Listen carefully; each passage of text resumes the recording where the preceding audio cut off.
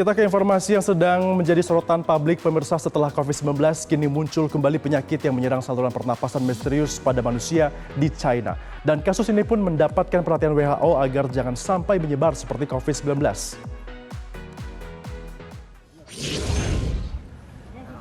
Lonjakan penyakit pernapasan misterius di China ini dilaporkan melanda sejumlah wilayah, khususnya di bagian utara China yang sedang memasuki musim dingin. Tercatat pemirsa, ribuan pasien sudah mengeluhkan gangguan saluran pernapasan dan mayoritas pasien adalah anak-anak yang masih berusia sekolah. WHO sudah meminta China untuk menyelidiki kasus ini untuk memastikan apakah ada virus baru yang berpotensi menyebar dengan cepat. Himbauan pun dikeluarkan WHO seperti pengetatan kepengawasan dan juga menjalani pola hidup bersih dan juga sehat.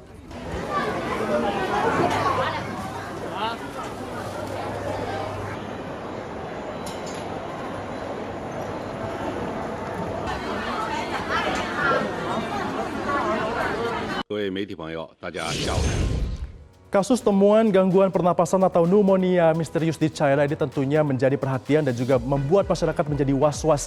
Jangan sampai ini menjadi pandemi yang baru. Kita akan lihat bagaimana lini masa awal mulanya kasus ini ditemukan, di mana tepatnya di pertengahan Oktober 2023, WHO ini sudah memantau China dan juga melakukan pemantauan agar adanya kasus ini ditemukan di China. Kemudian tepatlah di tanggal 13 Oktober 2023, diketahui bahwa mayoritas dari yang tertular penyakit ini adalah anak-anak yang tentunya ini menjadi sangat rentan sekali mengingat saat ini anak-anak di China masih dalam masa sekolah dan juga akan memasuki masa liburan di akhir tahun 2023 nanti. Kemudian kita akan lihat juga bahwa di bulan November ada berbagai upaya yang dilakukan WHO, di mana WHO menemukan kasus pneumonia ini ternyata tidak terdiagnosis dan juga masih menjadi sangat misterius. Meskipun keesokan harinya WHO juga mengumumkan bahwa tidak ada patogen baru, dalam artian untuk kasus-kasus ini masih dikaitkan dengan virus yang sudah ada seperti virus influenza, sehingga masyarakat diminta untuk tidak perlu khawatir meskipun peningkatannya juga masih cukup signifikan di sana.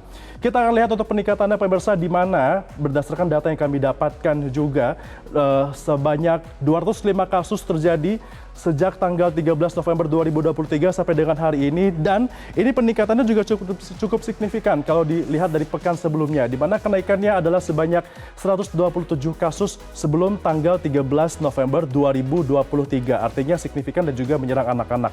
Kita lihat lagi datanya pemirsa, di mana kalau ini dianggap remeh, sebenarnya di China sampai dengan saat ini sejak Oktober sudah ada sebanyak 7.000 kasus temuannya.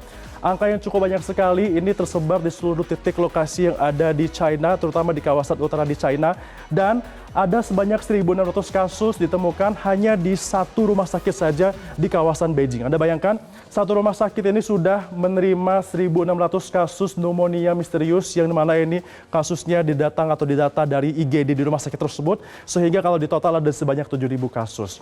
Untuk itu, perhatian lebih juga dilakukan oleh WHO, di mana ada imbauan dilakukan WHO. Yang pertama tentunya ini adalah WHO mengimbau masyarakat yang ada di China, khususnya di klaster-klaster yang khawatir tertular terjadi, untuk terus menjalani pola hidup bersih dan juga sehat. Kita seharusnya sudah terbiasa ya dengan pola hidup bersih dan juga sehat ini. Kenapa? Karena sebelumnya ini sudah kita terapkan pada saat pandemi COVID-19, seperti melakukan penjagaan jarak, menggunakan masker, dan juga selalu mencuci tangan sebelum melakukan interaksi dengan orang lain.